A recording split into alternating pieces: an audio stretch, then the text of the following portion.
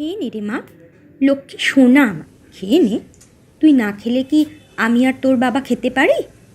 এভাবেই লিখেছে, অ আ ক খ।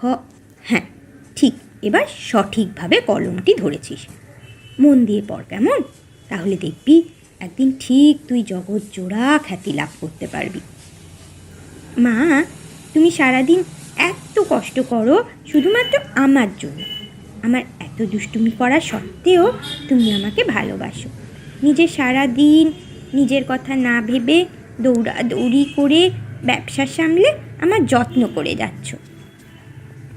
তুই তো আমার সব রে সোনা। তুই যেদিন একদিন একজন বড় মানুষ হয়ে দেশ জোড়া মানুষের পাশে দাঁড়াবি, সেদিনই আমার সমস্ত পরিশ্রম সার্থক হবে। আমি তোমাদের স্বপ্ন পূরণ একদিন করব।